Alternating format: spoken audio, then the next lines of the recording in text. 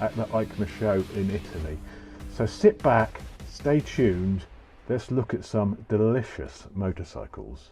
So starting off with one of my favourite ever bikes, the Super Duke R. I owned one of these, the original one, the 2415 version, absolutely loved it. Sold it because it was a little bit agricultural. Bike's been through several generations now, and they have absolutely nailed it with the 2 version. This 3 version must be incredible. 177 brake horsepower, 140 newton meters of torque. Not much change in power from last year's. Up a couple of brake horsepower, that's all. Actually down a couple of torques as well, because of that new exhaust, the new emission regulations for Euro 5 the bike has to meet. It's now got the 5-inch TFT, new headlights, new styling. The frame is very similar to the old RC8 frame, but it's actually 2 kilos lighter and 3 times stiffer than the old Super Duke. The rear subframe is now composite. Gone is the trellis design, so it's lighter. The fuel tank, not only has it gone from plastic to steel, it's also gone from 18 litres to 16 litres. So it's lost a bit of capacity, but it should still do about 160 miles on a tank. The braking has been addressed by new Brembo Stylema calipers. The old bike brakes were never the best out there. With the Stylemas on it, it should move it up a notch. Very, very excited to see how this thing stops, goes and handles. The bike has the same IMU, the 9.1 Bosch system. Slight revisions again for this year, just making it work slightly better. The wheelie control, the way the traction control works. It also now has buttons on the switchgear to adjust your traction control on the fly, like the RSV4 and the Tuono does, and also a button whereby you can store your favourite settings. So perhaps a button you can program to be wheelie control off. Very nice. I think the aim for this bike for this year is to tighten it all up, because it was always never the sharpest handling bike. It was a beautiful bike to ride, but it wasn't quite as sharp as the likes of the Tuono. So hopefully now this has brought that whole package together, made it tighter, more performance focused, and very nice to ride. Next up, sticking with KTM, we have the new Duke 890R. This thing could be amazing. The old 790 Duke was fantastic bike, very, very precise, a really lovely ride on the road, but it was let down a little bit by poor suspension and cheap brakes. Power has increased. Of 16 brake horsepower peak, we're now up to 119 brake horsepower with this engine because of the capacity increase, and also 199 newton meters of torque at 7,750 revs. There were 2 things which let this bike down. The suspension, which was non-adjustable on the original version. This now has fully adjustable suspension, including, I believe, preload adjustment. Absolutely fantastic. And also the brakes were a bit weak on this bike. They felt a little bit wooden, you really had to pull the lever. Now this has the Brembo Stylemas, so the braking should be also taken care of. So what with an additional 16 brake horsepower and 3 kilograms lighter, this bike should be very, very interesting, and perhaps the perfect road bike. It also features sticky Michelin Power Cup 2 tyres. Moving away from KTM and on to Ducati. First of all, we have a look at the new V4 Super Naked Ducati. This thing is absolutely bonkers. It is the Panigale V4 engine putting out the same 217 brake horsepower, 220 horsepower when fitted with the optional full Akropovic. This thing is going to be insane. To try and control all that power, they have added these winglets. And apparently at 150 miles an hour, these winglets provide 30 kg of downforce. This thing is going to be sharp on track and on the road. It's an absolute monster. But the question will remain, is over 200 horsepower too much for a naked bike when this thing is very, very light? KTM have the Wasp headlight. It seems that Ducati has gone with the Ant. Definitely an ant-like resemblance to the front lighting cowl. This bike will be available in 2 versions, a standard and the S. The standard will have the Showa suspension, where the S will have the Öhlins EC2 electronic suspension, the same as what's on the Tuono.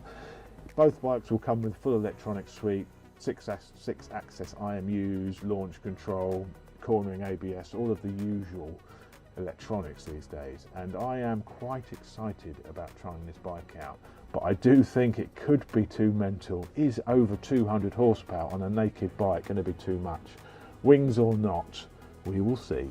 The other new bike I'm very interested in from Ducati is the new V2. Looks a little bit sexy. It's got the bodywork from the V4 Ducati. Nice grin, love. It also comes in red. They're calling it the V2 because obviously there's the V4, the V2, because it is a twin.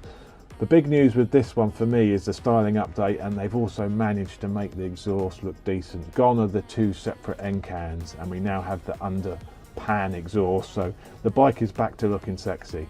This is going to be a fantastic bike. You know, that power on the road is the perfect road bike. So I'm really going to need to make sure I get my arse on one of these next year and test it out, because it looks rather sexy. 155 brake horsepower at 10,000 revs. Perfect amount of power for the road. It's a 5 brake horsepower power hike over the old 959. So, and that's with the new Euro 5 emissions. The full electronic suite, as you would expect: cornering ABS, quick shifter up and down, race mode, street modes, and the 4.5-inch TFT display, as seen of course on the V4. An excellent bike, can't wait to test it. Moving on to the Aprilia stand. What have Aprilia got in store for us? Well, the RR RSV4 now has wings, now comes with wings and a rather sexy paint scheme, but I don't recommend riding it in red high heels. The RSV4 factory now comes with the Öhlins EC2 suspension, like on the Tuono, but still we've got no facelift of those lights. We've still got halogen lights on these bikes. We are really overdue a facelift on the RSV4 and the Tuono. But the big news from Aprilia is this, the RS660. This is the new middleweight twin from Aprilia. It basically uses the front two cylinders from the RSV4, which are then slightly overboard to raise it up to 660cc. It makes 98 brake horsepower, which for a twin is actually class leading when you consider the MT-07 only makes 74 brake horsepower. No news on the weight of this yet, but it's going to be around the 180 kilo mark. Quite light. Also comes with full electronic suite, cornering ABS, traction control, wheelie control, up and down quick shifter.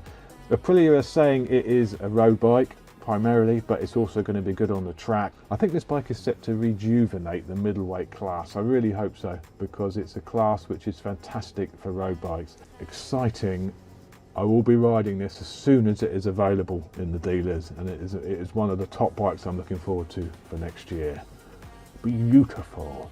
Moving on to the big H. What have they got in store for us for 2020? Well, the big news for me, well, it isn't this. It isn't the new Africa Twin, fantastic as it isn't also Cal Crutchlow's bike.